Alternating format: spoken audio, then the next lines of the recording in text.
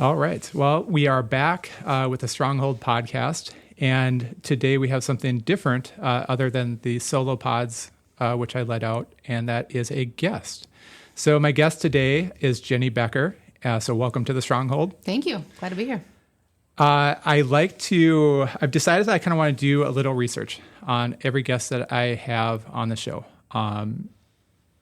Some of the purpose of that is that we know each other. Mm-hmm. And so we kind of jump right in with what you have going on and how is it going. But I think for the listener to understand, like, maybe your background, the depth of it. And I also like embarrassing people a little bit because especially when you talk about missions or service, mm-hmm. we're the last thing we want to talk about. For sure. Right. So I'm going to roll into that. And then I want to give you an opportunity to introduce yourself as well. That's great. Yeah. So Jenny embodies the servant's heart with involvement with the local breakfast club serving teens in the area. And I think I saw, we talked about before that we start recording that there's over 600 teens at the breakfast club mm-hmm. for the school year kickoff. And I think we're doing quick, rough math, and we think there's 1,600 teens at the high school. Yep. So over a third were at the breakfast club that Jenny helps serve. Jenny also started a women's mission called Leaven to serve women locally. Jenny attended an experience called Knowing Rediscovered that I definitely want to get into. A lot of questions. Cool. Her awesome dog, Eddie, is actually here today, and Eddie's just chilling on the floor. And Jenny takes service so far that even her dog has a servant's heart. Eddie is becoming a certified therapy dog, and some amazing things ahead for both of them in that space. Jenny also participates in an annual run for her to benefit Venture Missions, which is a mission near and dear to my heart. Mm-hmm. And it ties to the Fathers for Fatherless bike ride that we do annually. So cool. And just a mission that really gives back to those who serve it.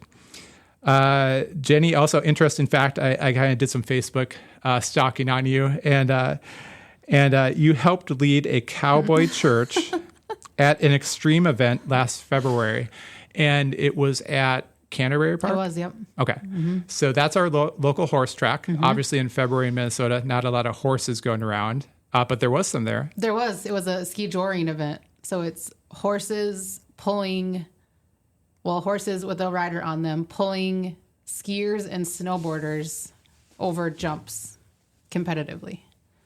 And so I got to do a cowboy church for the riders and their people. So for those of you not in Minnesota, that's what we do to keep us busy.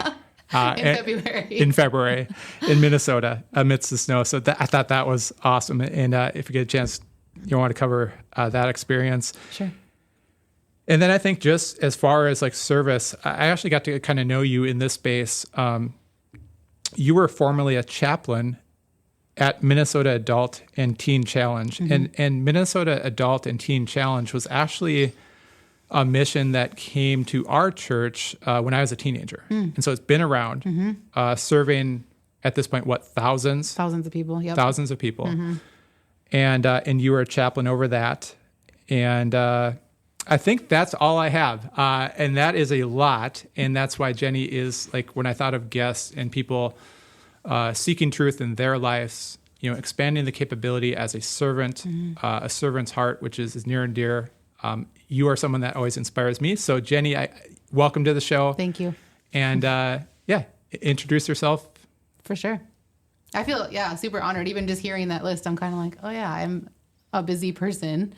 But it's just all fun things. So even thinking about that, it's like that, what a fun life I get to live. So like Dave said, my name is Jenny. I live here in STMA land. We grew up here. My sister and I grew up here. We moved here in 91. So before this was the expansive community that it is. And my husband, I've been married to my husband, Jason, for about 20 years at this point. We have a couple of kids. We have a 20-year-old son, Blake, and an 18-year-old daughter, Jolie. She's a senior in high school this year. So we're kind of approaching a different season in life of just, I don't know, what are we going to do when our kids are adults? And that's kind of where Eddie came into play. And so it's been a joy to get to know Eddie.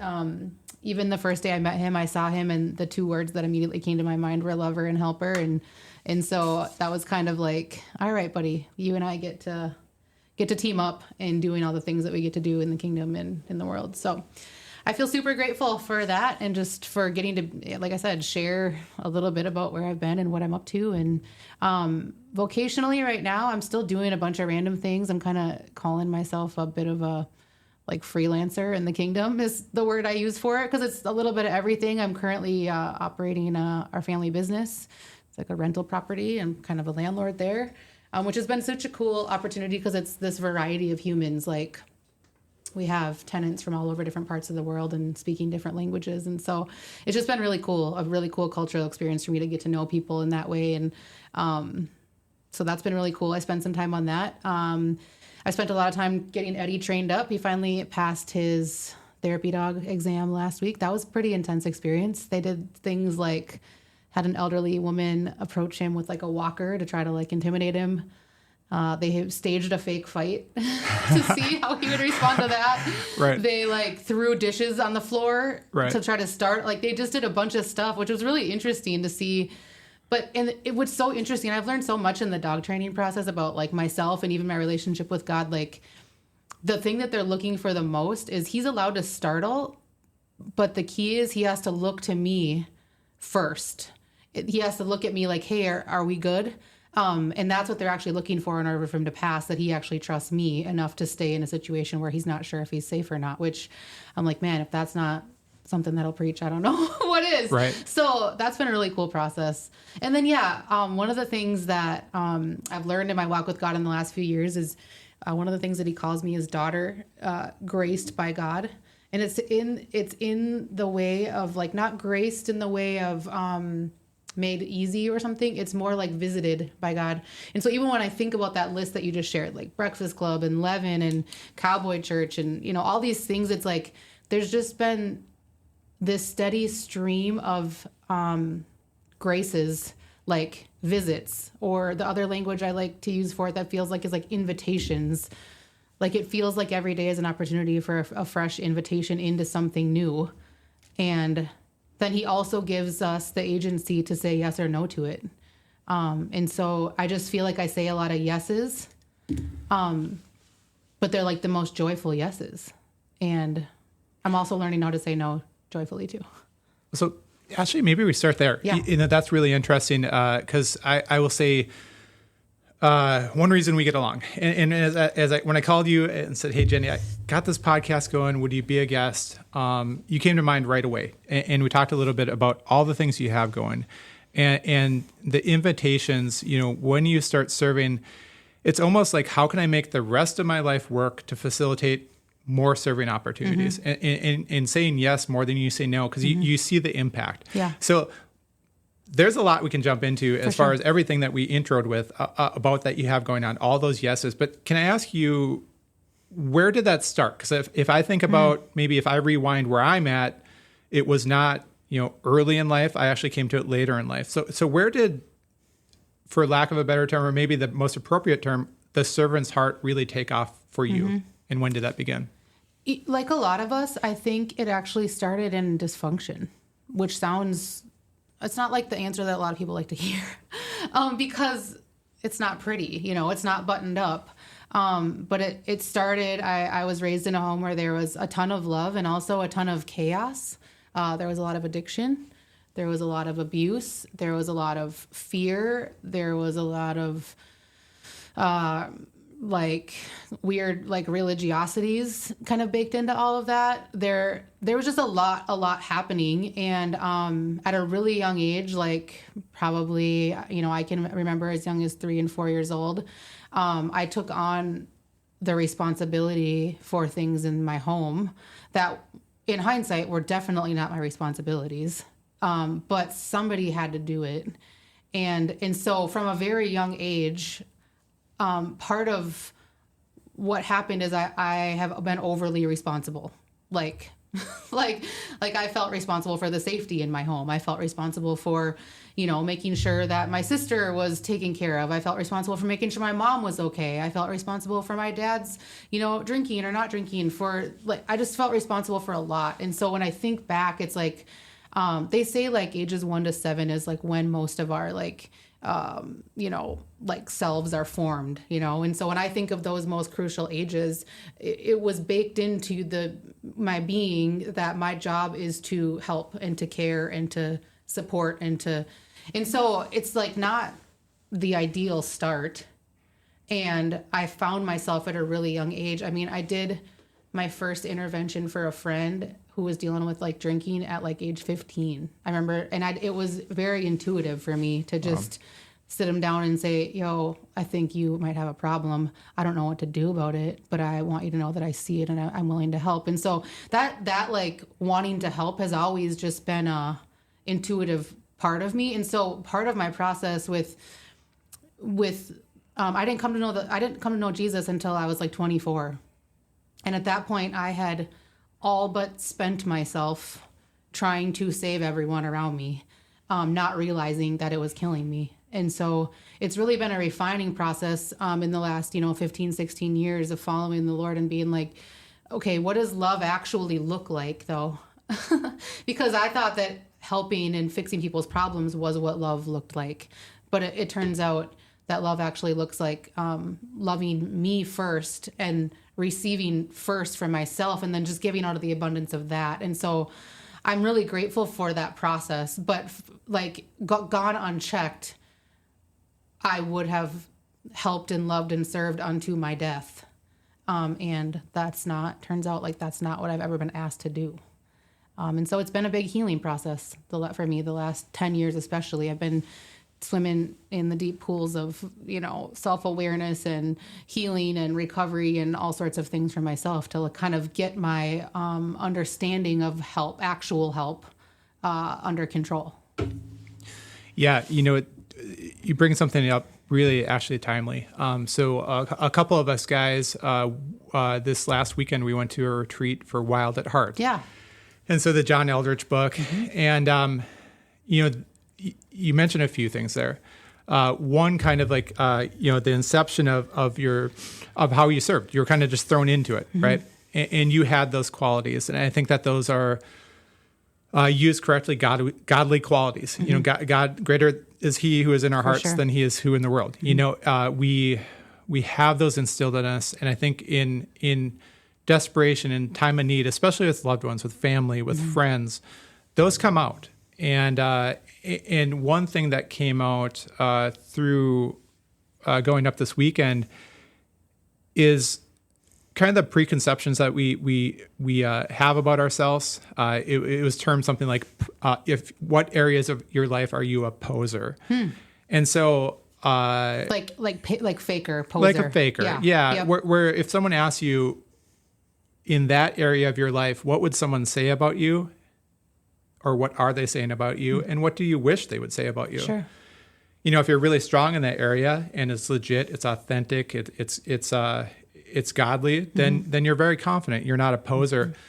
And like you, kind of serving others, that is, it draws your attention. And again, going back to, you almost make the rest of your life fit and conform to more opportunities to serve others. It's just when you feel it and when it impacts you, you naturally want more because you realize I was in a position where I didn't know how to express this as an outlet, like you at a young age.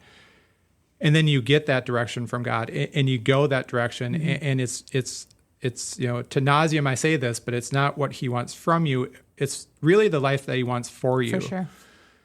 And so, went up to the Wild at Heart retreat, and I went up with two big questions. Really, I had served so much outside of my family that I was not serving my family to what I really felt was acceptable levels. And I was actually getting some feedback from my customers, which are my wife and my sons. Yeah. Some spoken, some unspoken, just through relationship and exchanges.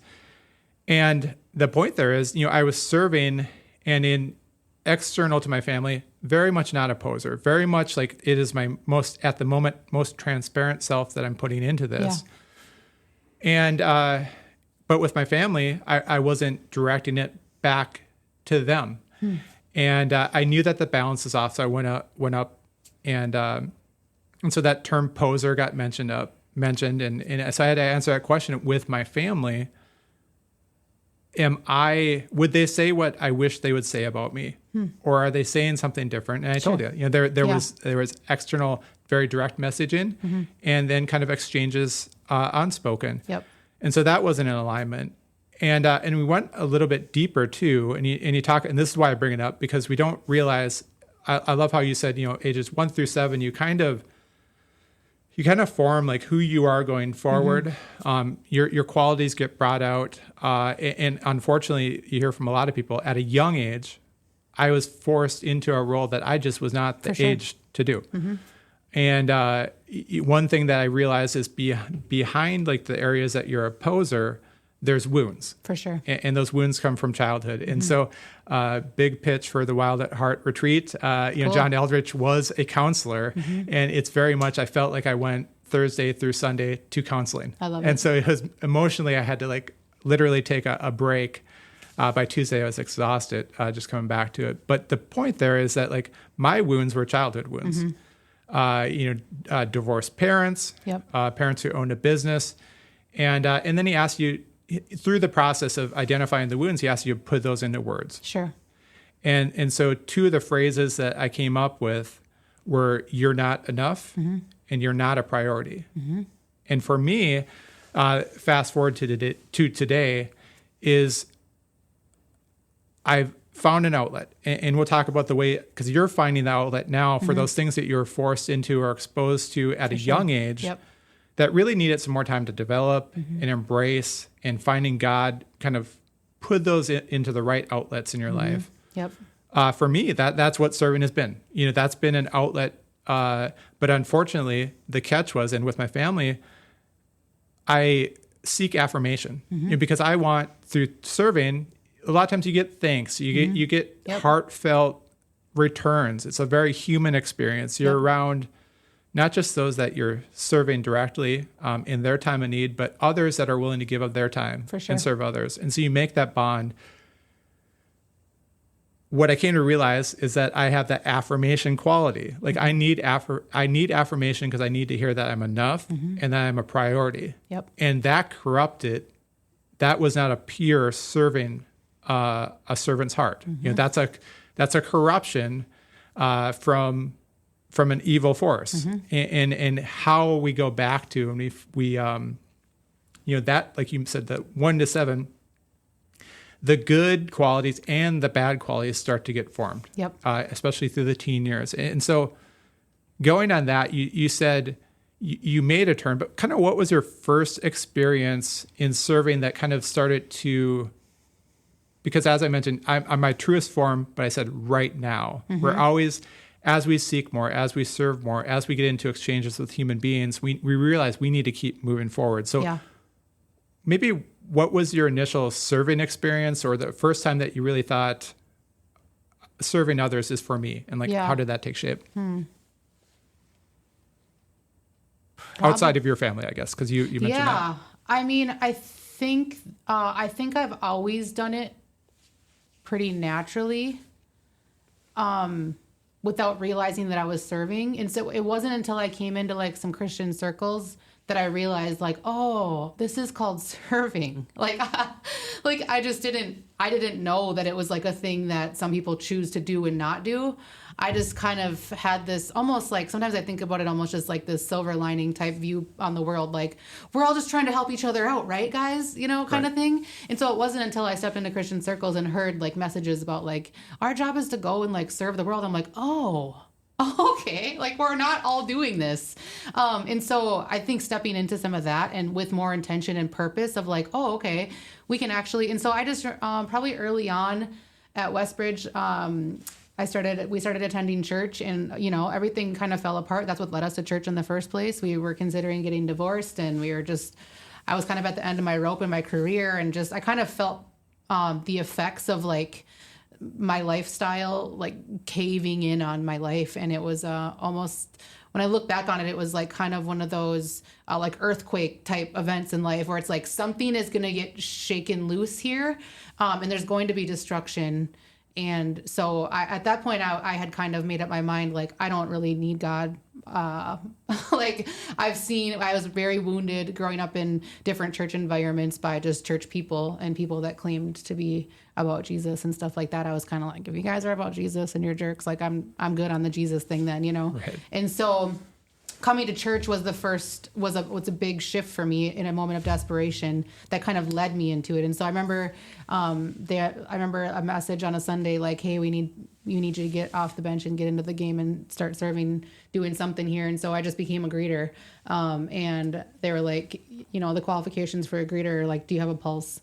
Can you say hi? And I was like, right. Okay, check. Yes. Okay, I can. And so I was very nervous about that. Like, I don't know if I'm going to be like, but then the more I thought about it, I'm like, what are you talking about? You do this just walking around, And so that was actually like such a joy.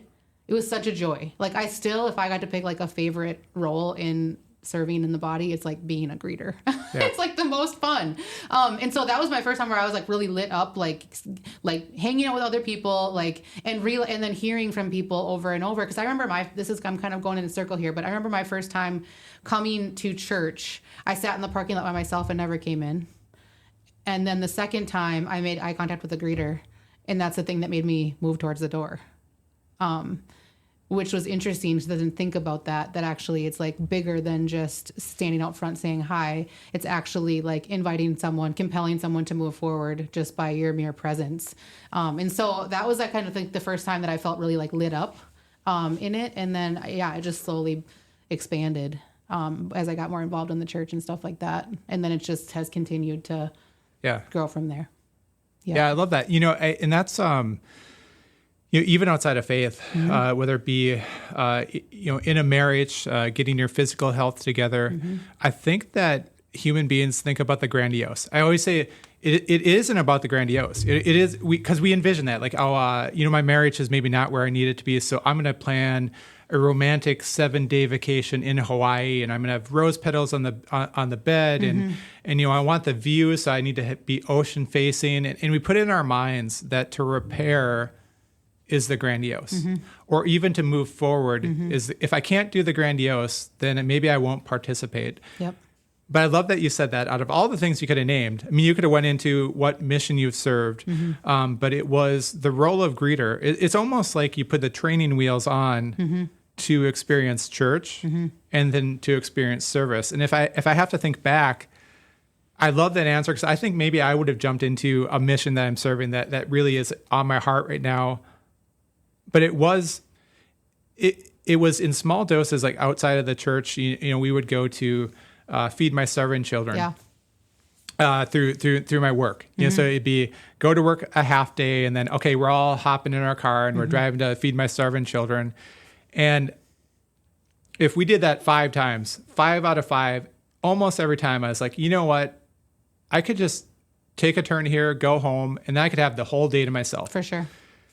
And it didn't land, but then I'd go and we'd do feed my starving children, and we'd pack all these meals, and we'd hear about the mission behind it mm-hmm. and the story and the lives impacted, and I was rejuvenated. Yeah. It wasn't until, again, this is the second time on the podcast that our pastor mentioned, it's not what God wants from you in life. Mm-hmm. So I was thinking of serving as, well, what they want from me is a half day where I could have went home and been away from my coworkers, and that would have made me, truthfully, just as happy. But there's something more there. And then that was the second part of what our pastor said was, it's not what God wants from you, it's what he wants for you. For sure. And those words, it's interesting because you said, another way that works is you were a greeter and you saw a greeter. And for you, I was sitting on the sidelines. Mm-hmm. I as soon as I walk in, we know some good's going to be had. There's a message for you to receive there. Yep. There's a human interaction and experience at the very least.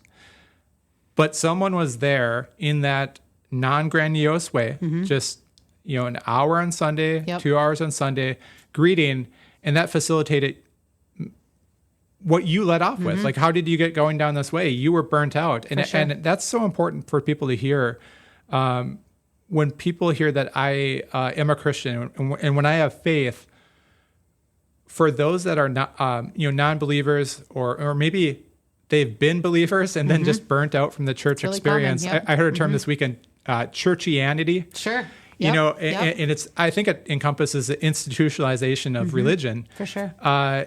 They worry. They kind of, I see them then walk on pins and needles around me, or they say, you know, I didn't want to tell you something about what's going on in my life because I felt you would judge me. For sure.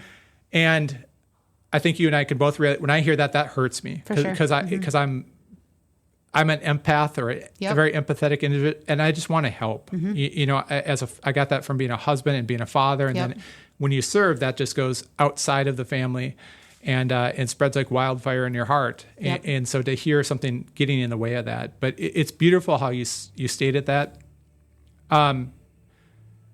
So where did it go from there? You know, because I'm interested. There's so many ways. Like when I read down that list, I'm like, where do we even go? Like, maybe we fast forward, so skip around to the story. Because again, it doesn't need to be a timeline, and this is a very organic. Just you know, you have a great story, and you're a great human, and I think that podcasts are amazing because it gets stories out there. For sure. Yep. And so if you wanted to hear or relay something today, like what's maybe on your heart right now? What are you working on that's maybe number one, or just really taking a lot of your time?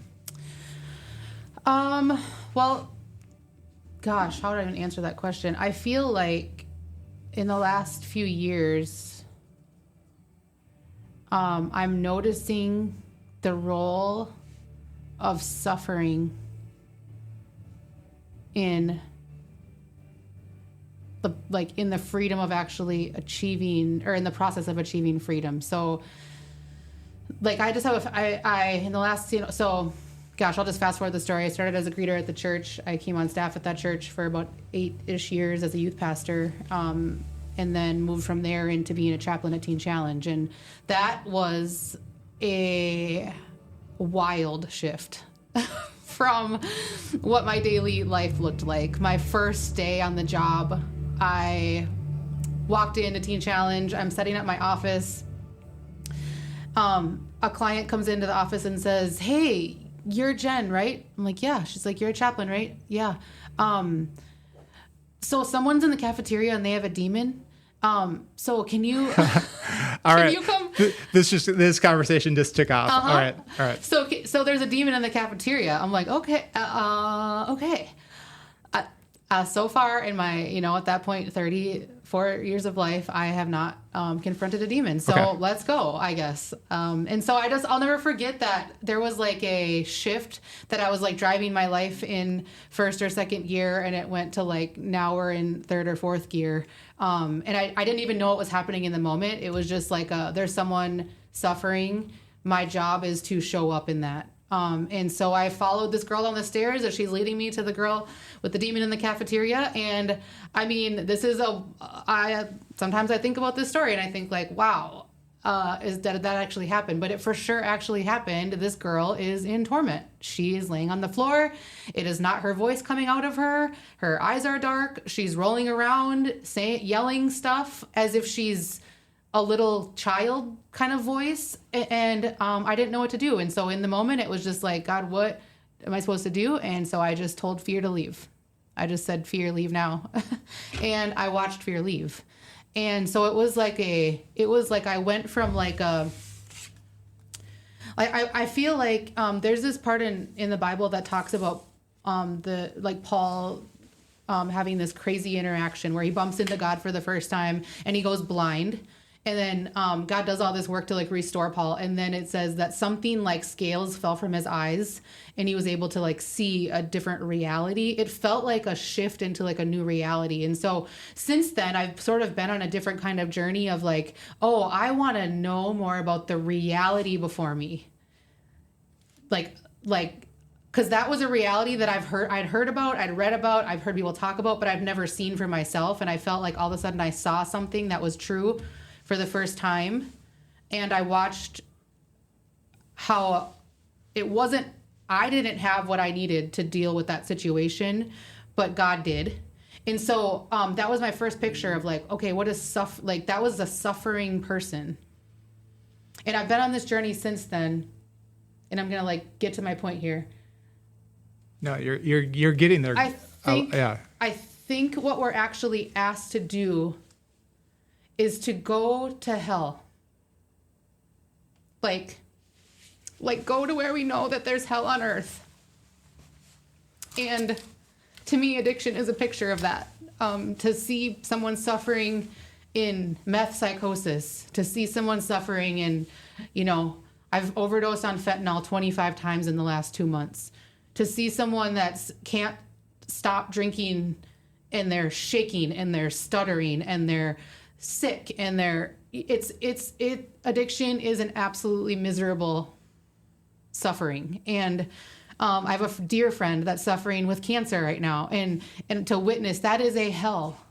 That is a hell that I haven't yet experienced for myself, but I know there's so many people that are experiencing hells, and I really think something that I've learned in the last few years and what I'm currently kind of learning about is I think that we're actually called to go to hell, the places that we see hell on earth, and not just go there, but to actually build a table there and construct a table there, and then to just invite people to come and sit at the table with us. And one of the verses that I continue to go back to right now is just that we're gonna be in Psalm 23 talks about you're gonna be at the table in the presence of your enemies and enjoying a meal. And so when I think about that, I feel like I've had plenty of opportunity in the last 5 years to go to the places where there's hell on earth and to either join a table that's already been built or to build a table myself, and then to just invite people to the table and then let God do what God's going to do. And so that's kind of all the things I'm doing right now is to think about, Breakfast Club. That's a great example. We simply just built a table in our community because there's kids experiencing hell on earth with isolation, with mental health, with parents that are suffering, with not fitting in, with not being sure of who they are and what their body's doing and what's up and what's down, and all of the questions that kids, it feels like hell on earth for so many kids. And so building a table like Breakfast Club and saying, hey guys, we don't have all the answers, but what we can do is we can invite you to come and sit at our table. And in the presence of our enemies, we're going to experience joy and we're going to experience life. Breakfast Club, Levin is another one I see all the time. I don't know about you, but I get tons of requests for different GoFundMe things, in the community. This person, this happened, somebody lost their parent, somebody's got this diagnosis or whatever. And then people are I can give $10 or $20 here or $100 here or whatever. And they and so I was thinking about that. I know so many people who, when I have conversations with them about what I do in my life, people are dude, I want to do that. I want, how do you find this stuff? How do you, what do you mean you just went and made sandwiches for home? How do you even, how would you know to do that, And so I feel that's one of the tables that God's asked me to build is hey, just create a space where people can show up with a little bit to offer. And that's all focused around the parable of the leaven in the Gospel of Luke, talking about the woman sows a little bit of yeast and it causes the whole loaf to rise. If we just all can sow a little bit of yeast into this community, it causes the whole loaf to rise. And so my goal with that is to get 100 women. Right now we've got about 40 that are coming consistently, and everybody brings $100. We meet once a quarter. And so once a quarter, we're giving away anywhere between $3,000 and $5,000 to one person that we're all prayerfully agreeing on to give it away. And so that's been a really cool, to me, build a table in my community and invite people, and then relieve someone's hell. Relieve someone's hell in our community once a quarter. And so, yeah, those are just a few that I feel right now God's just showing me. There's little pockets of hell everywhere. I even think, what's her name? Mother Teresa, in one of her famous quotes is you don't need to come to Calcutta, find your own Calcutta, walk up your block. It's right there. The poverty is right there. Just go find it. And so I think that that's a big way that God is moving me is hey, find the hell and either go build a table there or sit at the table with the people that are already there and just contribute. So there's the passion. Yeah. And that's why you're one of the first people I reached out to be a guest. And for any of you who don't know Jenny Becker, that's Jenny Becker. And thank you for that. Thank you for sharing. And I think that you touched on so many important things in that, but a couple of things that jumped out. And it's the story of Paul and bumping into God and those scales being removed from his eyes after he was blinded, and for the first time really seeing. I think that there's something interesting going on in our culture today that there are vessels. People going about their everyday life. In America, we don't look for our Calcuttas because why would you? Yeah. We're extremely comfortable. Yep. We may not even identify them because we can find our own comfort. We can use alcohol, drugs, nicotine, relationships. Everything can Our be jobs. a way. Our job, right. Everything. Where our time is, Yep. that's where our heart is. Where our money is, that's where our heart is. And we can bypass the truth. But so this podcast, the tagline is exploring capability and truth. Yeah. And so I think that if you look towards, I always look to like have role models, like who's done that. And if you explore Paul's story, he is that. And then his passion going forward with God, I think you also see a transformation through him, even through his own accounts and accounts of Paul's actions. They weren't perfect. No. They were messy. Like he still, sometimes I read his letters and I'm like, well, it's kind of judgy towards the Gentiles. Like, you could ease up on us non-Jewish folk, Yeah. But then you get to like Thessalonians, and you're like, oh, well, this is someone who really delighted in these people. Yep. And so your journey, like I said, so many things. I tried to capture a few, but thank you for that, and thank you for that story, and that is passion to pursue truth. And so we touched on something earlier too. Like when you got going, you're like, I'm doing this, and this, and I kind of do this financially to make this, and this, that I'm truly passionate about the serving part of my life work. And that's the challenge, right? Like once you get a taste of serving, you're like, unfortunately, another thing about our culture, besides being extremely comfortable and not wanting to step outside of that, and truth disrupts that, and truth leads to self-assessment because you got to be truthful with yourself For sure. to start. Yep. Is that we...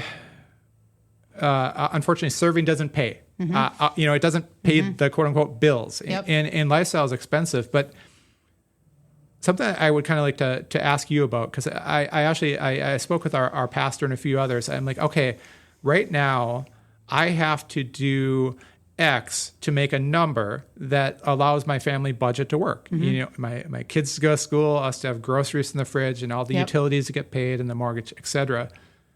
But I'm starting to explore ways to make that number. And maybe it's through smaller obligations of my time, smaller obligations of my mind, so I can really be freed up to do what I'm passionate about. I can approach those hells in my life. I haven't heard about it put that way, but that's certainly what it is. Why do you serve others? Why do you care? Why do you care about somebody you don't know? Sometimes it's the hells that we've lived through 100%. that we wish we would have had somebody there as an advocate and stepping in front of us for that. Yep. And I know when it comes to parenting and children, it wasn't a destructive atmosphere. I never had abusive parents. There's certainly fights and sometimes physical fights, but it wasn't the worst. But I never want that for anyone. And then I hear someone who's been exposed to even more extreme things. I go into like that protector mode. But I'm trying to right now with my life say, first of all, be realistic. And so I would challenge everybody, that what we envision we need to make or what wealth is. Jenny and I are talking about what wealth truly is. For sure. It's exploring serving others, helping them through their hells, doing something that you're passionate about that makes you a better person, not only to be around, but in your own heart. You're more comfortable with your own skin. For sure. You're not masking it with work or money or a boat or whatever. I say boat because we're in Minnesota. Yep. So when it's not, when we're not at a horse track in frigid weather, we're out on a lake somewhere. Yep. But you can remove, and one thing we put into words at the Wild at Heart retreat this weekend is those are fig leaves. And it really goes back to the creation story with Adam, that, he took the fruit from Eve, and that was really the first time that man decided to live apart from God. And it was for a good purpose. He saw his mate in Eve. Yeah. And then when he did, what did he do? He hid from God. And he came out and he had a fig leaf on. And it's those things that mask our sin, mask our true identity, is the point of that story. Yep. And we all live with those fig leaves. But I love to hear the why. And that was the passion behind your story. So with that said, we are a podcast of truth and capability. And so doing a little bit of research, and this is something we talked about ahead of time. I'm like, okay, we need to put a pin in this because I so want to hear about this experience. And it maybe it'll lighten things up too, because that was very heartfelt. And thank you again for sharing that. Sure. You said you recently went through, I believe, if I'm getting this wrong, just correct me. Sure. A course or a learning experience called Knowing Rediscovered. And what I have here, why it perked up my ears, it's a 6-week guide to living fearlessly. So capability, I think, breeds fearlessness in your true identity. So, hey, 2 for 1 there. We're hitting the taglines of the Stronghold. So I really want to hear you explain that, because you started to go in depth. I'm like, I love this story. Yeah. So a few years ago, I love this even too. This is kind of a picture of like when I said I've already talked about how part of my life is like I'm graced by God. Like this is an example of that. I got this notification on WhatsApp, like your meeting is starting soon, and I was like, what meeting is? I don't know what you're talking about on WhatsApp. This is really weird.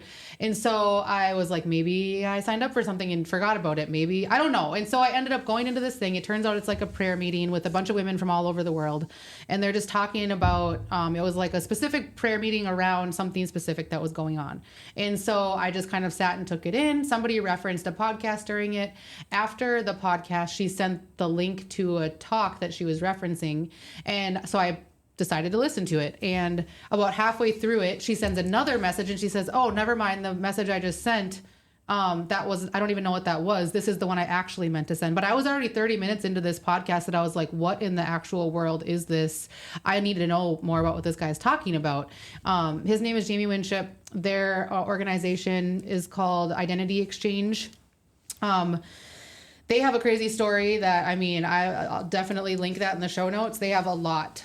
So I've been being mentored by them. I signed up, I read the book right away. I read his book right away when I heard this podcast.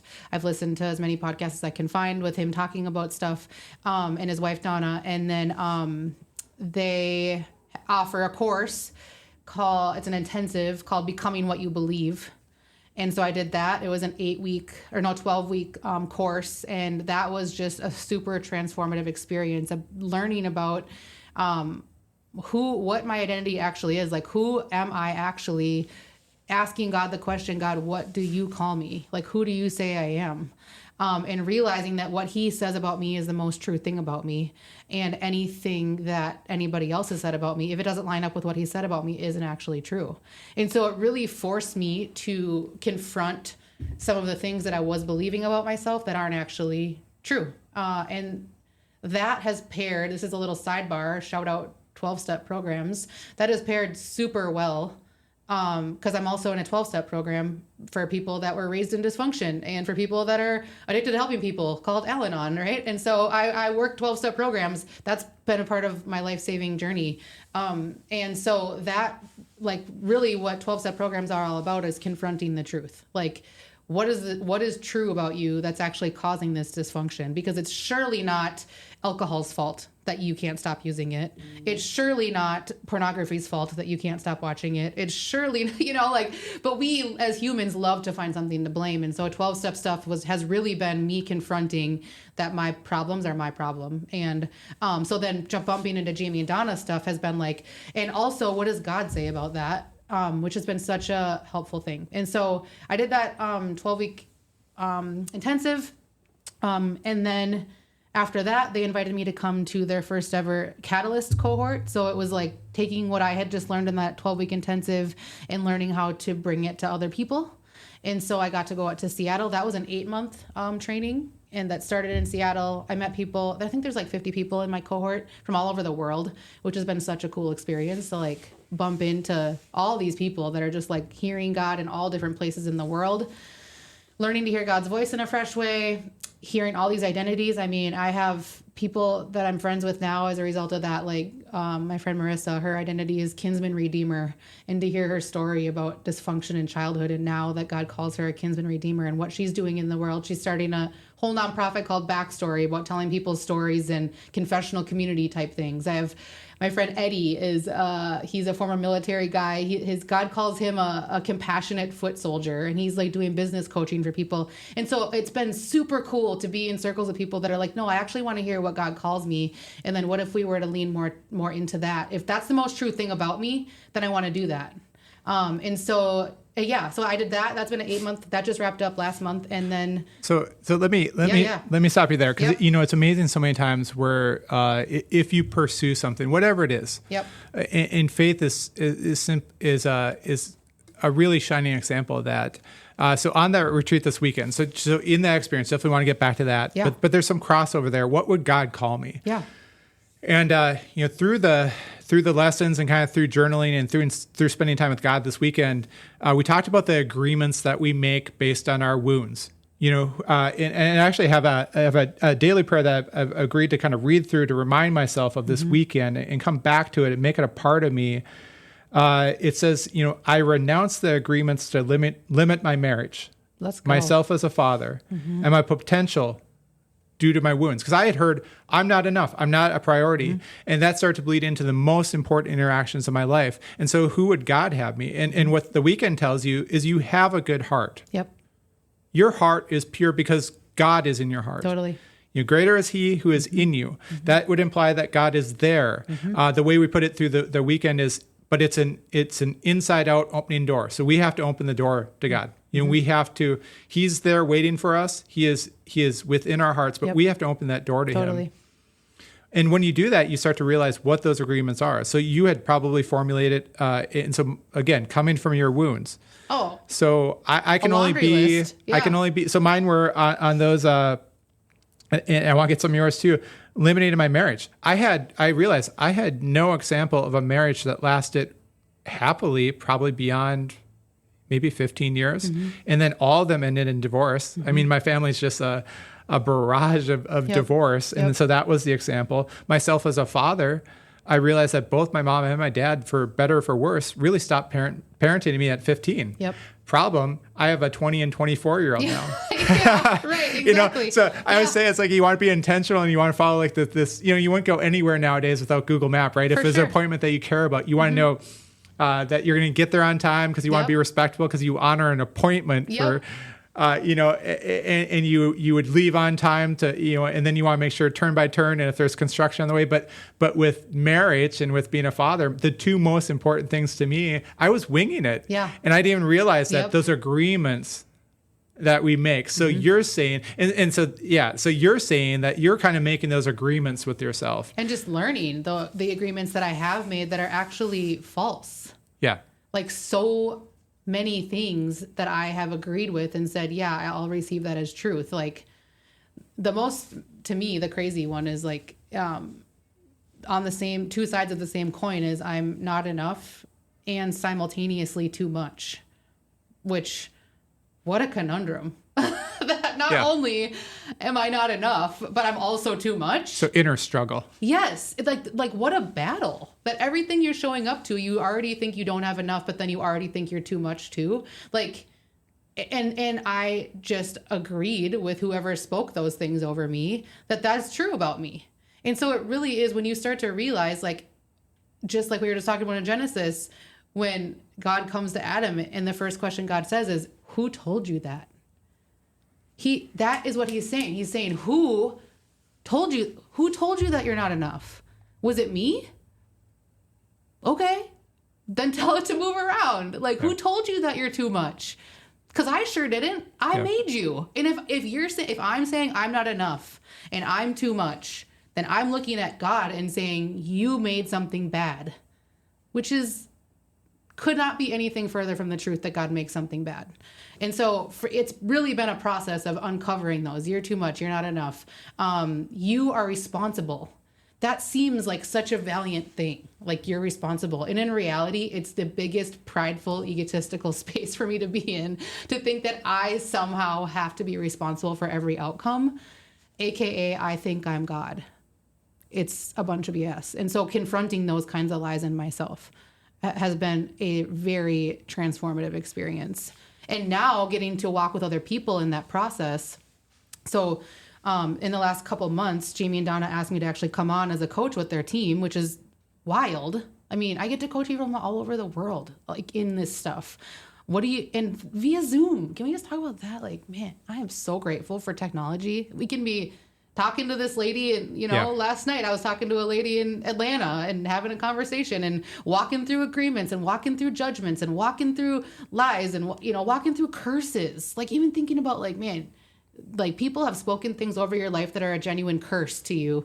And what does God say about that thing? And watching people step into freedom, it's like, but what I've learned about this, Dave, and it's so interesting to hear you share about your experience last weekend, is like, it seems like it's like the same list of like 5-ish things that we're all believing. Yeah. They're not unique. No. We all think we're not enough or too much. And I've found that those tend to be on the same coin. We all think that, we have control, or that control is somehow our responsibility, or, something to do with like the fear of failure. Like, I have to control the outcome, or that only happened because I didn't, whatever kind of thing. It's very, very common to think like I'm unlikable or unlovable. Like, that's a very common one, right? And so I could, I'm assuming in the next couple of months, I'll probably have a list of like 5 to 10 that are consistent for every single person that I talk to. That for me feels so empowering to be like, actually, if I know that every person I bump into feels like they're not enough, that changes how I'm going to show up in a room. If every person I bump into feels like they're too much, it changes how I'm going to show up in a room. One, both to honor myself, but 2, to honor the image bearer in front of me. Like, turns out you are enough, and I'm going to make sure that you feel that, because you are. And you aren't too much, and I'm going to make sure that you feel that when you're around me, because you aren't. Because God created you are an image bearer. So I have to ask you something. Yeah. So talk about divine. Did I mention image bearer? To this? Okay, so image bearer was a term that I came into this weekend. Wow, okay. I'd really never, maybe I'd heard it, but they say the Bible's the living word. Yeah. As you change, more of it becomes relevant to your life. And so I had heard image bearer, and it's something that Ashley, I don't know if we'll get into it, but had a really personal experience with it. And it's actually just going to talk about, because I think it's important. People will listen to this, and like I said, I have friends that are in different stages of their faith. For sure. And a lot of times the biggest interruption, and I definitely don't mean to put off institutionalized religion, because I've benefited enormously from sure. it. Yep. And they're just like anything, in the right balance and for the right person at the right time, it definitely can serve you. But you described yourself as daughter graced by God. Mm-hmm.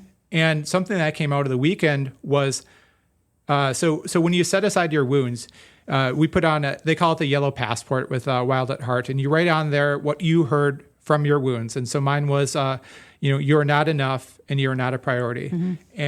And you burn it in the fire. So we had a bonfire after we had that last lesson Saturday night. And you're right. First of all, doubling back on something you said, everybody is kind of a, 7 degrees of Kevin Bacon with the things that they tell themselves. There's about 5, and maybe they vary in degree. But then part of that ceremony was writing on the paper, what is God calling you? Mm-hmm. When you cleared out your heart, when you created space from those wounds, because it's not like you just burn the wounds and they go away. You put down on paper, what is God calling you right now? Mm-hmm. And I heard king. Mm-hmm. Love it. And here's why. And people will say that, and they're like, oh, that's, Dave, you're a king. Great for you. You're bragging. you're boisterous. But here's where it comes from. And that's why I had to pause, because again, divine conversation. I'm a king because I'm an image bearer of the King of Kings. Yep. I follow the Lord of Lords. Mm-hmm. And if he is in me, if I'm created in his image, I am a king. Mm-hmm. And that's empowering. Mm-hmm. And instead of those words that come from wounds that are, we said, we make agreements with, they've limited us in life. We aren't our truest self. Yep. When we walk into a room, that causes a disruption of our truest self and interactions with others and human beings. And we don't get those real life experiences. It's okay. Yeah. It's okay to feel empowered, because we have a God that wants to empower us.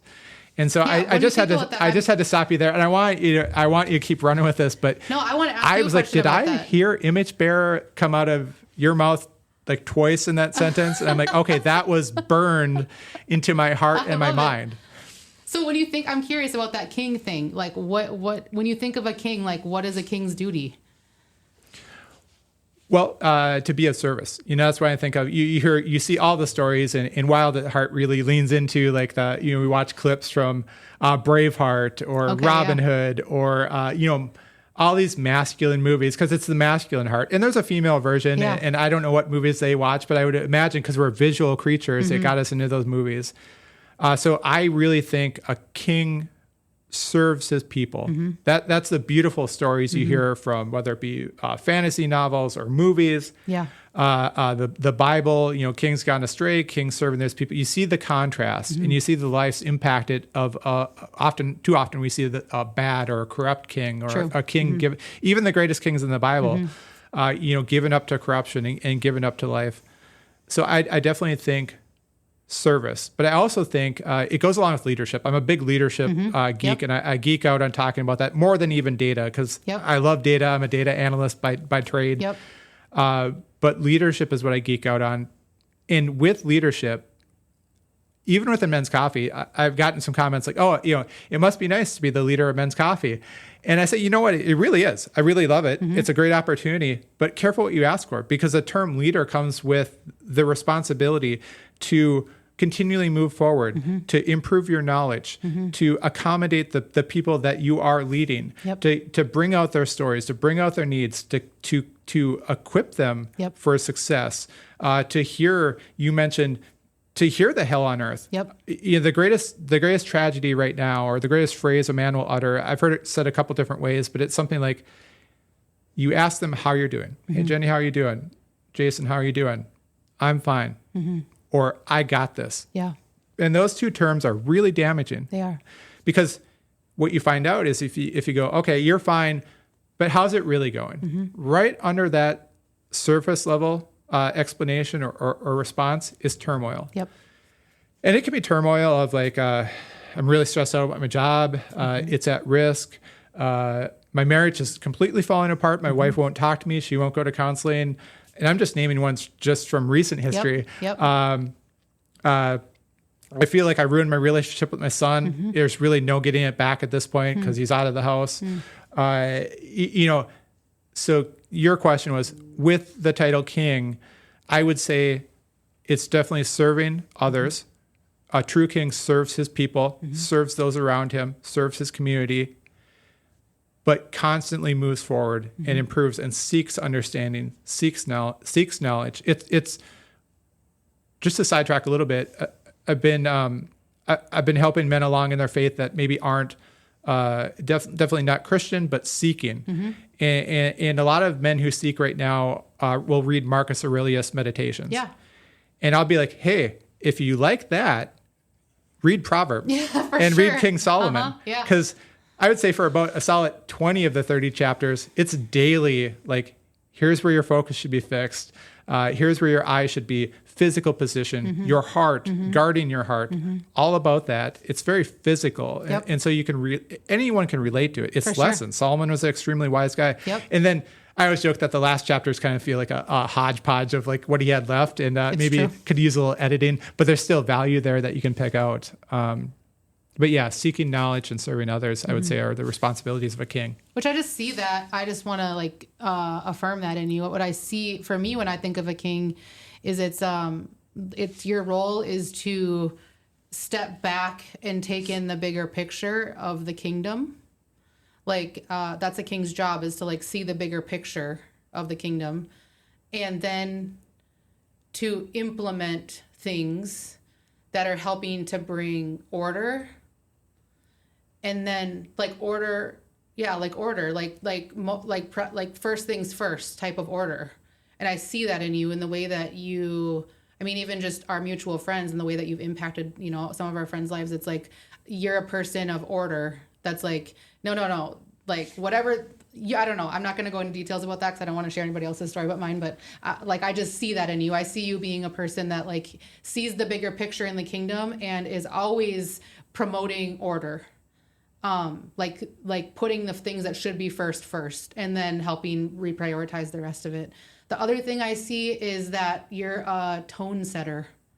Like I think a king is a tone setter.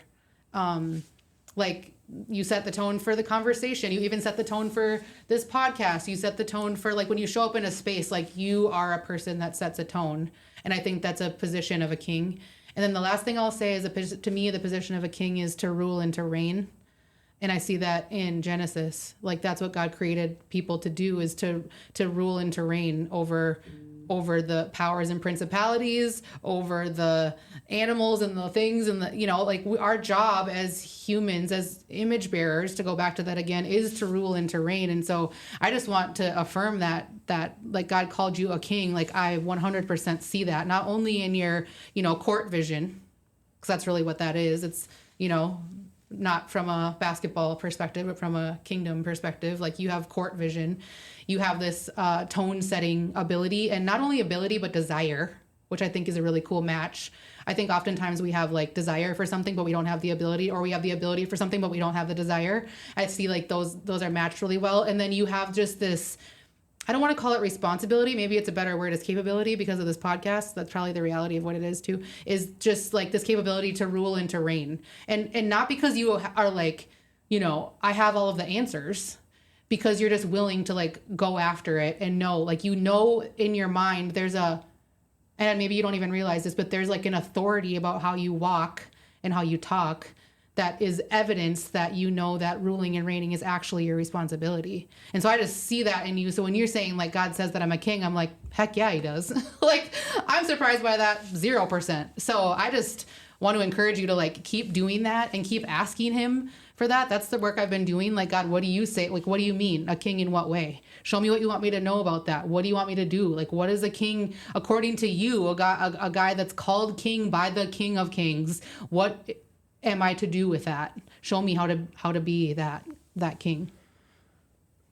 Well, first of all, so a guy that I just confessed I love affirmation. I'm like blushing. So thank you for that. Mm-hmm. And what we are called to do with that. Mm-hmm. And I think that's why you're sitting here today, because if you're seeking knowledge, if you value that, if you have a passion for serving others, if you understand the depth and the breadth, I can't think of a better way than approaching people's hells alongside of them. Mm-hmm.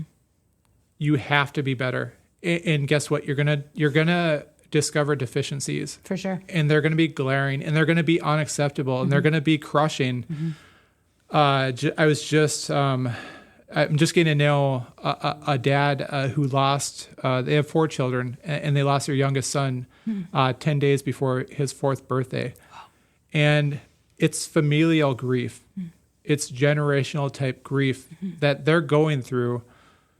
Thank God they're reflecting the glory of his kingdom, and they found outlets to heal, but the healing is still in process, and I think it will be. But as a friend, and I think I mentioned it, like I was really ill-equipped to handle grief. Mm-hmm. Like my grief experience, I'm part of a family that longevity runs in the family. Mm. So my grief is, someone gets to be 93 and they pass away. Sure. It's like, yeah, that's kind of like expected. Is it sad? Yeah. Do I miss my grandmother? Yeah, she was one of my heroes in life, and she drives me to this day as far as like a servant's heart. She's like, I remember Dorothy. I love it.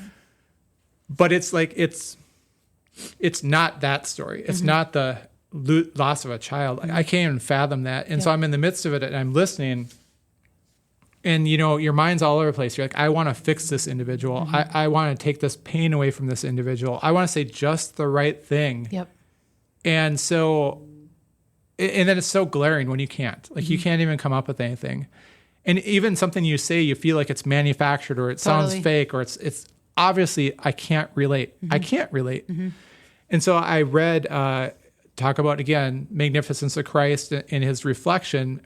This guy's wife actually wrote a book on grief called Even If by Shauna Dukes. Okay, and I'm always going to put that out there because people should read that book. And when I read that book, what I got out of it is being on the journey of people dealing with grief. Here's what's required.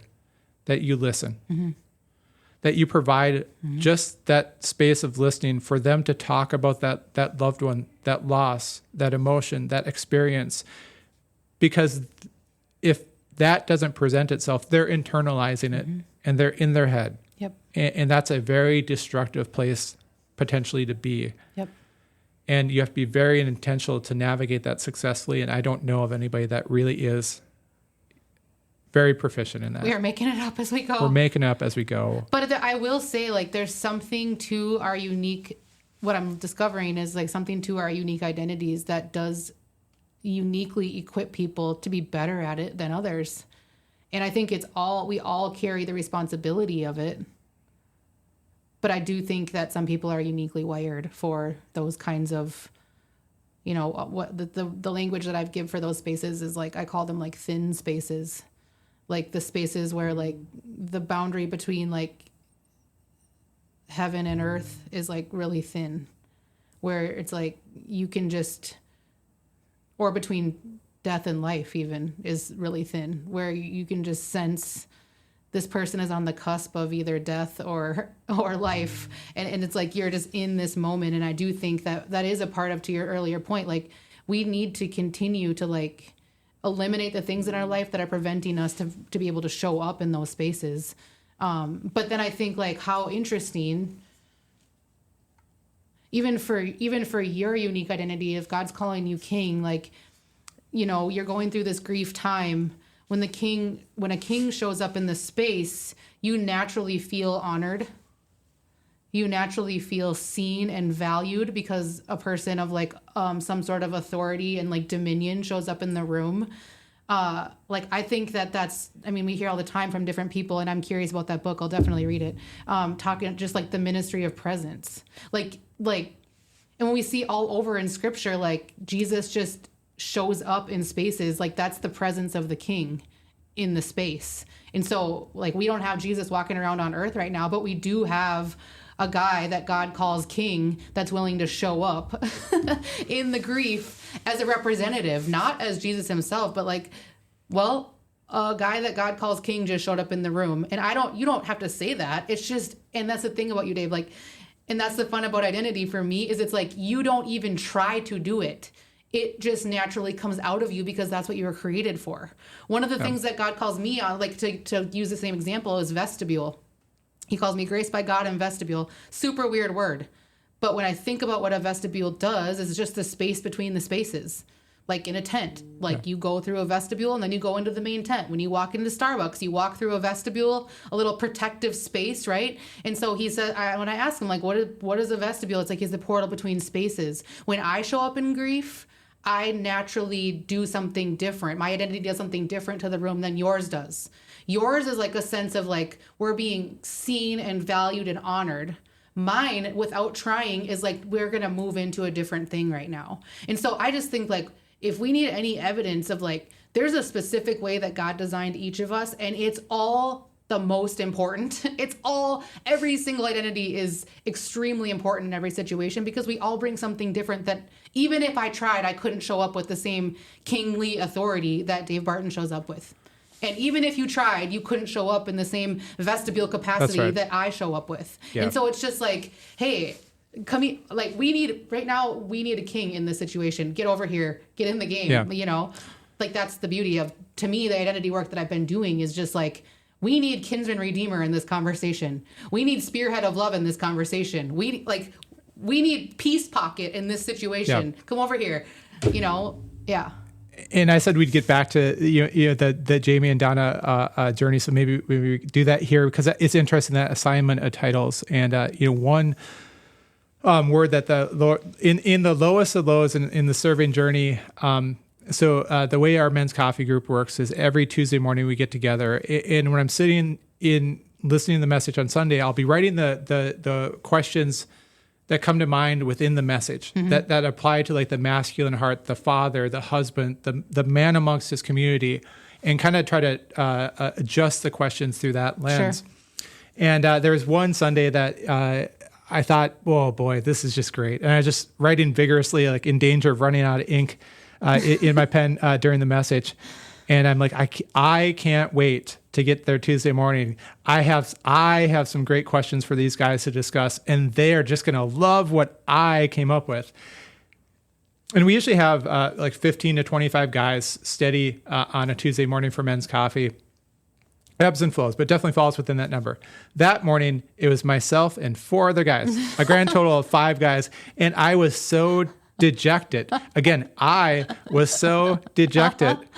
And it was almost, it's just like that correction of a parent, just sitting back and waiting. You know, a parent will give you some leeway sometimes to make a mistake, and then I'm going to follow right with the lesson and right with the principle. And the message there was facilitator. Mm-hmm. Your power as my king under the King of Kings is facilitator. Yeah. You can create a space. Dave, I need you as God to come set up the chairs, set up the tables, brew some coffee, and then I'm going to come into the equation. Yep. Because it's my message. Mm-hmm. It's my word. It's my impact. Yep. And you know what? That's really freeing. Yep. And since then, it was like, so that was a couple of years ago. I'm just me because that's enough. Mm-hmm. And it's actually, it's like that role of facilitator is fun. And I've used that in many other roles of life now, in different situations, in work, in personal life, in my family. I'm going to create a space of community. Mm-hmm. I'm going to create a space for people to come together. I'm going to be a facilitator for change, for good, for what the discussions that need to be had. Yep. And that's, in itself, that's enough. Yeah. It kind of goes back to like answering that question of you aren't enough. No, I'm enough because I'm viewing that through the lens of God. And so you mentioned, I think what's beautiful, and I want to get your feedback on this. I love this. This is so organic. Same. And Lights so me up. I would compliment you too. Your daughter, graced by God.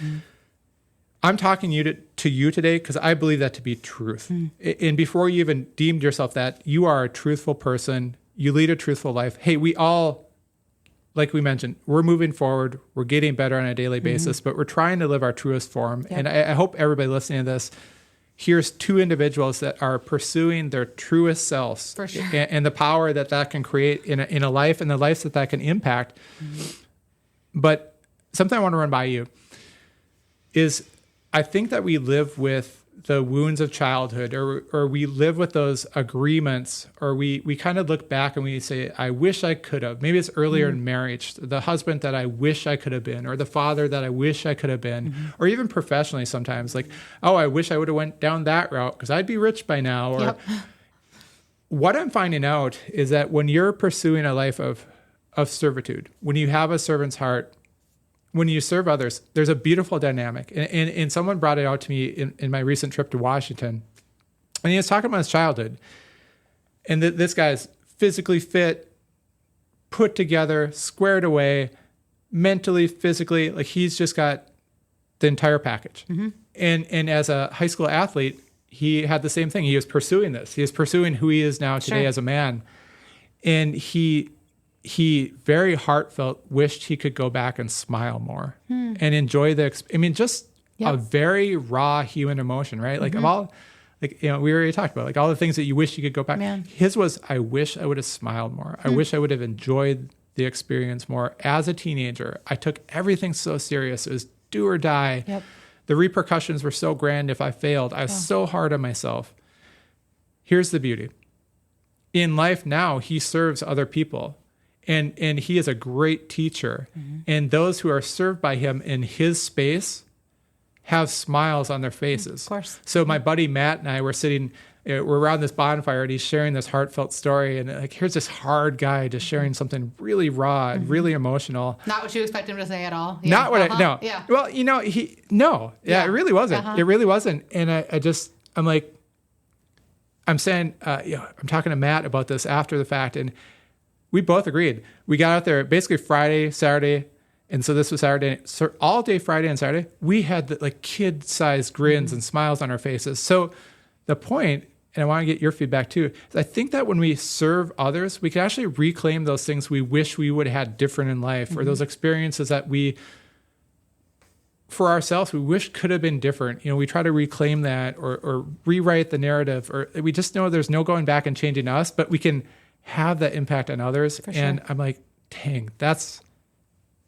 really powerful. Like if you're not serving others, we've already said it gets you out of your head. It gets you thinking about others' needs, but really realize the power of that. Again, what God wants for you. That's a great example because that's healing a deep wound. You can't go back and you can't rewrite it. So yeah, like as you're talking, I'm thinking about, I think that's actually why God allowed me to be a youth pastor. That's something that the older I've gotten, it's like realizing how much I did not get to be a kid. You know, like I remember even my daughter when she, you know, was a little girl and she wanted to play Barbies, and like we had Barbies as a kid, but it was very like you like get all the Barbies dressed, do their hair, organize them in a box, and that's how I played Barbies. Like I never learned how to play. Because it was like too We're very serious. similar. We're very similar. You I was the know? same with G.I. Joes. Yeah. I'd like stage them, but like I want to keep them really nice. I don't know what to do with them. I don't know how to I feel like my imagination was cut off or something because it was like a survival. Like when you're trying to survive, you can't be like deciding what the Barbie's going to talk about. You just need to get them ready for whatever they're going to do. Right. I don't know. Whatever Barbies do. Yeah, whatever Barbies do. Which I remember like when Google was introduced on a phone, I remember Googling like YouTube, like how do I play Barbies? Because I just wanted to know how to play Barbies with my kid, you know, which is really sad in hindsight. So when I think back about that, it's like, I wish that I would have been just freed up to just be a kid. As a kid, I wish I could have just been a kid so that I could know how to be a kid. And so one of the first things that happened, I started as a greeter here at the church, and then eventually I started serving with middle schoolers. And I in high school either wanted to be like a high school teacher or a hairstylist. And so I knew that I didn't want to do 4 years of college, so I went to beauty school straight out of high school, and you know I took that path. But I always had a heart for like youth, and so I started serving with middle schoolers, and that eventually led me into like leaving my really good paying corporate job and coming on staff at the church for an unpaid internship. And then that led to me like, hey, Jen, do you want to plan a youth retreat? I'm like, sure. I've never even been on a youth retreat. I don't even know what a youth retreat is supposed to look like. I just met Jesus. So I don't even, sure. Right. But I'll just make it Subject matter expert, you know, I'll just, for sure. Whatever. Right. And so then I got to do that. And then eventually that led me into being like a youth director. And pretty soon I'm planning mission trips, and I'm planning overnights, and I'm planning like double dog dare-a-thons, and I'm like staying up all night with teenagers, and I'm doing all sorts of things that a kid would do, but just as an adult. And so I feel like God actually used my role as a youth pastor to influence younger people, but in the same way, like I'm influencing younger people, but at the same time, they're influencing me and teaching me, like restoring the years that were stolen from the locusts, as scripture talks about. Like all of those years that were stolen were actually restored to me by just hanging out with teenagers. And when I think back on that, I'm just like, man, that's such a cool thing that just by serving, to your point, it was renewing. It was like restoring, not renewing, restoring the part that was lost. And so that's been significant for me to think back on some of those things. And even, yeah, there's a lot more I could say about that. But I just think, yes, my answer to that is I do think that God uses serving opportunity or serving things to heal parts of us as he would, you know. Yeah. You know, I think that there's something to, so this weekend on the retreat, there's like 20 guys. Cool. And we already mentioned kind of the 5 issues they revolved around or 5 wounds or. Did you know all of the guys, or were there some people that you didn't know? No. Okay. Knew cool. like 3 other guys that went. And then it was just, it was a place where I think if you go, one, God was there. And so it really opened up the vulnerability. Mm-hmm. But those guys going, they were ready to be vulnerable. Cool. And to open up and go, like we discussed, right below that surface level is turmoil, and start addressing that. I know I certainly was. Yep. It's funny. I already mentioned one was, serving my wife and serving my children as a father. If you're married to anyone for 26 years, and I love my wife, Michelle, we've been married 26 years, that person knows how to word something in a way that creates action, creates urgency. I like whatever, someone at work can be as mean as they want to me. And I'm like, oh, whatever. Water off a duck's back. But so, she identified what I needed to go up there for, and it was compounding my emotions and my heart already. And so I went up there very purposeful. But one of the guys on Saturday night, we had kind of a time of worship and stuff, and so we were singing some songs, and then we had some prayer after. And his thing with God was like, I wish I could hear you speak to me. I wish I could hear and tell when it was God speaking to me. Because I hear, and this is in his words, I hear men and women say, God spoke to me. And he is like very, very raw and very truthful. I don't know if it's God speaking to me. I don't know if it's the devil speaking to me. I don't know if it's just what I want to hear speaking to me. For sure. And how do I follow that? And so prayed over him, and he came over. And actually the entire time for all the lessons, I had been sitting to the far left of the room. But I actually had gone out. Again, we were up in the middle of nowhere, Minnesota, no light pollution, no noise pollution. And I just needed a moment. And it was something very intentional that I had worked on. So I came in late. And so I actually ended up standing right behind where he was sitting. So when he came back to his seat, it's kind of the conclusion of that. And what I shared with him, I said, my vision of like the way God speaks to us is I kind of envision God in heaven laughing. When we say, I wish I could hear you speak to me, Lord, because we think words. We're human beings. For sure. When I speak to Jenny, that's words being exchanged. Jenny speaks to me. This podcast, we're sharing words. That's the way we're communicating to each other. Well, I think words are limiting to an almighty God. And so what I shared with him was when I really start to piece that together, and when you're introspective, when you start working on yourself, you go back to points in time. So my son's 24, and we were at the hospital in Mankato, Minnesota, and my wife had a C-section. So, she's there with like 14 people crammed into seeming like a 10 by 10 room. I've never seen so many people in such a small room. But my son's born, and so then she's getting, all the stuff, after the fun stuff, I'm sure, after the fact. And then I take my firstborn son to the nursery, and I gave him his first bath underneath the sink. And that was 24 years ago. I remember it like it's now. For sure. I can be in that moment. And what the Lord bestowed on my heart was like, your father. And that is serious. And you need to become better. And you need to be here. And I'll say now is like presence was put on my heart. You need to be present. My parents weren't present. And if any dad from Men's Coffee or any man I come across, in ministry, everyday life, any woman, how, I notice like I would consider you a good parent, Dave. Like, what's your secret? Presence. Be present. Genuinely. Don't ever let them second guess whether your priority, and what you do that with is your presence. For sure. You can't do that with your money. You can't do that with words.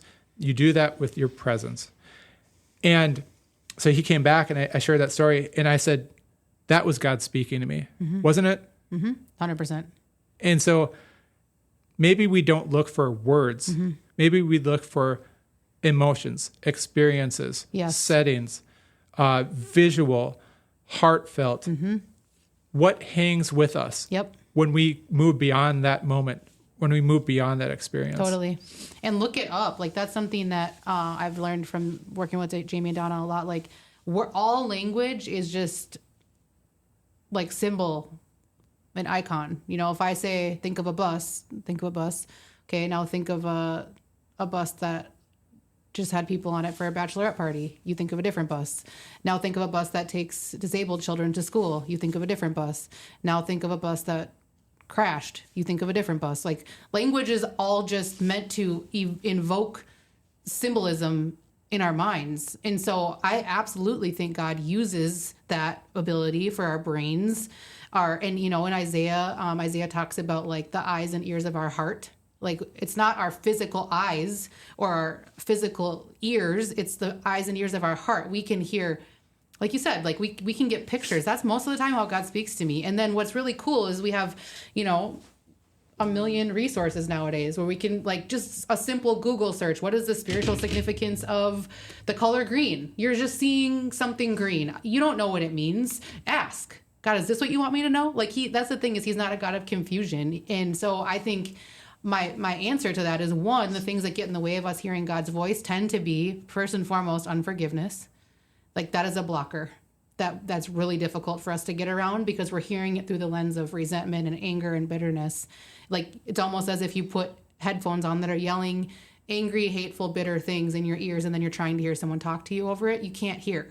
And that's true of our hearts as well. And then it's also like, I'm believing that I'm not enough. So surely God wouldn't talk to me. Why would he ever talk to me? I'm not enough to, and so, yeah, and to answer your question, like 100% God speaks in like words like that. He speaks in Bible verses. He speaks in worship songs. He speaks in secular music. Sorry if that's offensive to people, but it is. Like he has a message for every single one of us. And one of my sort of recommendations for people when they're first like learning to practice hearing God's voice for themselves is to don't just imagine him off in the cosmos yelling down a message like with a megaphone, like, Dave, you're a king. Like, invite him to come and sit at the table with you.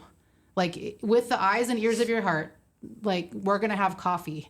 And I want to look at him. And even if I can't picture him as a person, picture him as divine love, whatever that looks like. I just talked to a lady the other day and it looked like her grandmother. Cool. If God wants to speak to you through an image of your grandmother, so be it. So you're telling your grandma that you're not enough. What does your grandma say back to you? She says, are you crazy? Like, let me tell you how enough you are. So you don't think that God can speak through an image of your grandmother directly to your heart and tell you something that's true? Like we're talking about the God of the universe here, And so, yeah, I encourage people to just like make it way smaller. He's way more personal. And when we think about the person of God, when Jesus is getting ready to leave the earth and he's telling his followers, like, guys, it's to your benefit that I leave because I want to send the Holy Spirit, and then goes into this like little monologue about who the Holy Spirit is. He calls him counselor, comforter, advocate. One of my favorite translations for advocate, it's the Greek word is paraclete, and it actually means defense attorney. And when I think about a defense attorney's job, working with a lot of people that I've been in a lot of courtrooms to like as a character witness for a lot of people in recovery, a defense attorney's job is to like tell you what's true and what's not true, get the truth out of you, when to speak, when to sit, when to stand, when to post on Facebook, when to not do anything, that is their job, is to direct. So if he's counselor, comforter, advocate, defense attorney, helper, and he's sitting across the table from you, what would he say to you right now? That is God's voice. And so to me, it's easier. And this is a recommendation I always give people too. One, make it smaller. Two, print out or put on your, phone screensaver, the fruits of the Spirit. Is it loving? Is it patient? Is it kind? Is it gentle? Is it faithful? Is it promoting self-control? If it is moving you towards any of those things, it is God's voice. If it's not God's voice. And you get to take authority over that to tell it, shame, leave now. Fear, get out of here. That is not God's voice. I'm asking for God's voice and God's voice alone. So whatever lines up with the fruits of the Spirit, we can count on that being God's voice for sure. Yeah. Truth is obviously, again, one of the taglines of the podcast, and that pursuit and what does that look like? Something that's really getting my attention. We hear it through the story of Paul. We hear it through our stories. When we got a little bit of truth, we want it more. For sure. It becomes a pursuit because, one, a lot of it comes from inward. Mm-hmm. So another part of the podcast is capability. Mm-hmm. It is through pursuing capability. If I want to, let's say I'm running a marathon middle of October. Yeah. Anyone that knows me knows that because it becomes too encompassing. It's probably going to be my last marathon because it just takes too much of me. Yeah. But in that journey, if you're not honest about your capability, guess what? You got 26.2 miles coming down the road. And the point is, I can BS myself all day long and say I'm ready. I'll pull it off. I'll figure it out. But when you start to encounter things that are a little too difficult to wing it with or pull it off or like fake it, it's going to hurt. Mm-hmm. And so then you have to be truthful with yourself. Mm-hmm. And I think that when you start exploring truth, we start to touch on it a little bit. Where my ears perk up in today's like modern conversation, if I'm watching the news, if I'm listening to a podcast, the people who are referring to things not as Republican, Democrat, not as left-wing, right-wing, or party alignment or even like social issues, the people that my ears perk up with are the people that are referring things to things rather, or issues, as good versus evil. Because I think that those are people who have seen truth.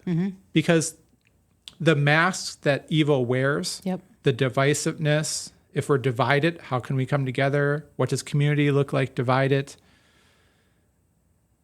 Is not one-sided. It's universal in a lot of worldly things. And so the people who I believe are starting to see truth are the ones who are referring to really the playing field. John Eldridge refers to it, we're in a love story in the midst of a world war. There is truth, there is love to be found, but there's so much distortion and so much obstruction to find it in our culture. That again, and maybe I listen to it sometimes and I'm like, oh, well, they're close, they're way off track. But mostly those are people who are really seeing daily life for the eternal consequences that it holds. And I just think that how do we practice truth? It's just, again, going back to capability. If you want to get stronger, you don't do it overnight. It's repetitions. It's seeking that out. It's being intentional with your time. It's understanding who you have truthful. And if you want to do something, you find someone who's a little bit ahead of you in life, or exhibiting those characteristics or traits or proficiencies, and you ask them, how are you doing this? And you seek counsel and you seek community, and you're around others that are truthful and that can grow. So I love where this has went, because I think that you do so much, and we can include, on the show notes, links to whatever you have going on that you want to draw attention to, because it's so vital. But I think if we dive into any one of those really deep, that we almost do just that. We kind of draw attention away from the deeper message. And I so appreciate the conversation, Jenny. And I jokingly, this will be not video. So when that tech hits and when I figure that out, and I'm working on it, but it's definitely, I'm not an AV guy. We'll have you back as a part 2. But I just want to kind of give you a chance to do just that, to speak, kind of here, as we wrap up, because we could also talk all day. This could be like, this could be part 1 of easily, very thankful for you bringing just your truest self and going where you got at the discussion. I think we align a lot with, we both see the benefit of church and the institution, but we really live real life, and we are seeking people out because, you said the hells. My way I word that is just revealing the value that we all inherently have, that the world strips us of, that the fires of life test us and take that value away from people. My mission is to help people re-embrace that value, that they are valued, that they are made in the image of God, that what life did to them, what they were exposed to, is not them. That, again, going back to this weekend, they have a good heart. I want to ask that question. What is the enemy of people seeing their value in your mind? Potential. I think potential, in that we're held down. If we don't think we're, going back to my words, if I'm not a priority and if I'm not enough, why would I step into a position to help other people? I can't even help. Well, I can't either help myself or I can't. I have my limits. You don't seek good. You don't seek your potential because something is limiting that you've made an agreement with and embraced, and it's become your identity, and it's not your identity. So if you seek value, if you realize within me is value inherently, it may not be where I've been seeking it. It may not be the roles that I've been trying to find it from. But you're on that path of healing. And when you're on the path of healing, we always talk about, like, who do you need when you need help? You need people who have healed themselves. You need people who have experienced maybe not exactly what you've experienced, but they can relate to you. They've been there. They're a little farther down the road. How do you think about that? I'm just curious. I want to hear one more thought about that. Like, because I feel like when I'm thinking about the things that you are up to in the world, like, even just like men's coffee and doing a marathon and bringing dudes together and talking about real stuff and going on these kinds of retreats and just the way that you're living your life, finding ways to serve people. It feels as if you are taking an active stance, like to, what's the word I'm looking for? Like almost like hold back some type of enemy, like some type of attack that is coming for people. And so even hearing you talk about like the thing that you're after is like helping people discover their actual value or their actual potential. It's like, what do you feel like is the enemy of potential, or what is the enemy of value? And so in my mind, it's what I love about like knowing people's identity is like, I love knowing that, like it honestly is like a prayer assignment for me. That if I know that Dave is, as a king in the kingdom, is doing all of these things because he's holding back this force that's trying to come for God's people, that feels like something that's a part of my identity to like sow into that. Like there's something about that. And so I'm curious to hear from you, like, what do you feel like is the enemy of what you're trying to promote? Like, yeah. Value, potential, like what's coming after people's potential, what's coming after people's value. Yeah, so we touched on it a little bit. It's not flesh and blood, right? It's something else. Yep. It's capability. And so I'll share it. Probably will be a component of almost every podcast and every discussion you might have with me. So I read the book Endurance by Alfred Lansing. Yep. And so you have 1914, this expedition to be the first cross-Antarctic hike. So they're going to sail to the northernmost point of Antarctica and hike to the southernmost point. Never been done before. No one had really even made the pole at that point, but they're like, okay, by the time we do this, someone's going to make the pole and we're not going to be first. So let's make it really grandiose. Well, I'm not going to spoil the book, but let's just say things didn't go as planned. And what you read is a direct account of men, this crew of, so their ship is called the Endurance. And they kept meticulous diaries. And there's many reasons for that. So, but they could recreate the story of the expedition by all these accounts. And the accounts lined up. It wasn't one person thinking greater of themselves. They experienced the same challenges. And they experienced daily life or death scenarios. But what they chose to do was chose to come together. They were creative. They solutioned. They were in life or death, dire consequences, but they lived life with joy, with the experience. They sought each other in community. They relied on each other. Where one was strong in one area, that was great because another is strong in another area. And they found their strengths and weaknesses. And they let that. They had to because they had to survive. And I think that we get stuck not embracing our capability. And so I read that. I'm like 1914. And I actually went back in my family's lineage. Wow, cool. And I said, where was my family in 1915? And like, when did we get weak as a bloodline? Because these were men. These were human beings determined against all obstacles to move forward, to survive. And not only survive, thrive together in the most dire circumstances. And so the word that God laid on my heart was capable. And I actually have to go back and comb it or search it somehow to see if that word is even in the book. Like I don't think it is. Like I think it was God was just like, I love that. Dave, you are so capable. And what the world, so what maybe I'm fighting back is the message of the world. And again, going beyond what's the world, the evil in the world is pushing upon us is our limitations, where we fall short, what we believe in ourselves. We're victims of that. We're prisoners of that. We can't escape it, so we might as well embrace it and find community in it. And my message would be, don't go where I've gone. You know, and it's been mentioned and on the podcast too earlier, you know, I was a dad, my entire 30s were complacency and just embracing my limitations and just doing what people did when you live in a comfortable country where you don't really have to make a conscious choice to go any other direction. In fact, you find the most company. You're not swimming upstream, you're going with the tide. But it's the idea of capable is what I want men, women, sons, daughters to find and to embrace. Because when you do that, again, if you want to find out how capable you are, you have to explore truth. And I always say, wherever you think you find truth, and it doesn't have to be, if you're not a Christian, For sure.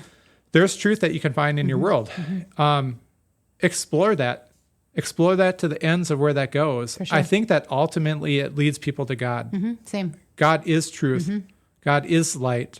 We've already said it's the things that we distort that lens with, or the way we view things about ourselves, the things we take in from other people that distort that image.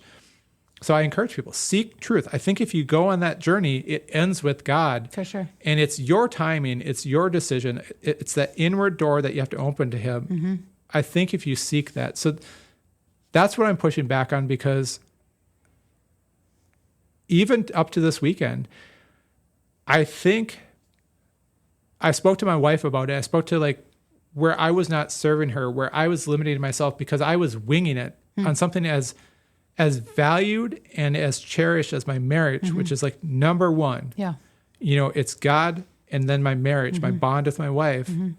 We have a very happy marriage. We've been married 26 years, but I was winging it. So what's at risk? Sometimes when you wing it, you get caught. For sure. You fail. And so You're humiliated sometimes. yeah, I talked to her, and I'm not afraid to say it. Like, I think our marriage could have ended in divorce. And why? What a win for evil. Yeah, exactly. I love her. I would do anything for her. She loves me. Anything. We have great communication. Yeah. We align with where we want to be. We always say, like, if you took us in a room, me over here and my wife Michelle over there, and asked us where we want to be 5, 10, 15 years, you're going to get like a mirror image story. Sure. And a lot of our friends, even no pressure, put that, like, you're our rock when it comes to marriage. Like, thanks. No pressure. But that's the seriousness. That's the game we're playing. That's where I go back to. It's good versus evil. Yep. And the people who grasp that and are starting to play on those rules and realize everything's at stake. Yep, it's true. You can think you've got it, got this, perfectly happy marriage, but everything's at stake. And so when the stakes are life and death, when the stakes are relationships, when the stakes are, so if our marriage fails, how does that impact my sons? For sure. I've been there. That's the last thing on earth that I want my sons to be, is a son of a divorced marriage. Yeah. Because I know how long that's taken me to come back from. Yep. It's pain. And how it felt. And you know, through addiction, the last thing you want is for people to experience that. So that's what we push back on, right? And so it's definitely addressed through capability. And I think that when you explore that, I said, like, it's going to be explore capability and truth, because in that, I think I got at least a lifetime of podcasts For to go. sure. So You have a million conversations you can have with those two things. I love it. Right. That's cool. Thanks for sharing that. thank you for asking. So what do you, I do want to give you a time, like what's burning right now, or anything, across all the ministries, all the people that you're serving, or any like closing message or anything that you want to get out that we haven't covered so far. As far as like, things to get involved with, I just think, to go back to that earlier Mother Teresa quote, like, I just want to encourage people to like find, if you're not in a hell yourself right now, which I hope people aren't, but I know that a lot of people are. And I think denial is a very, significant medication source for a lot of us, where we don't have to feel the pain of something because we can just stay in denial over it.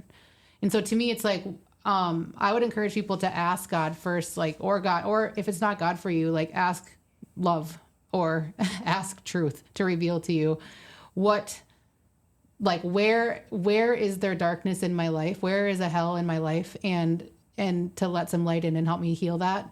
And if you've done that process and you're feeling capable, to use your word, you're feeling like you have some strength and something to give away, I think that's an important part. Like, I think that for a long time, the service would have killed me had I not learned to receive first. If I'm just giving and giving and giving and giving, but never actually receiving any goodness for myself or help for myself or healing for myself, I mean, that runs out at some point, right? And so it would be first to like, where's the darkness or the hell in your own life? Invite God and someone else into that. And then secondarily, find the hell in your part of the world, wherever you are, what is it? Is it your neighbor? Is it your, is it your coworker? Is it like somebody that's walking and then just show up? I think that there's such a, like we were talking about earlier, a ministry of presence. You don't have to have the right words. You don't have to bring $1 million. You don't even have to bring a meal. You can just show up and you can listen and you can learn something. At the very least, you're going to walk away with an education about something you didn't already know about. And at the very best, you're going to be a part of witnessing someone else's transformation by just you seeing them, And so I would say for me, like, those are the things that I'm really just trying to encourage people around me. Like, just find the hell somewhere and join the table or build one. Our friends, Rachel and Andy, like they haven't just built the table. They're also teaching people how to build tables at their table and to witness people doing things like that in the world, despite all of the odds, despite all of the circumstances and the weight. I mean, that's really what changes the world. And so I just, I don't have like a cause to promote, like jump on and support my whatever right now. I mean, at some point God will probably bring me there. But for right now, I'm in a process of like learning, taking stuff in, and then just giving away what I've been given.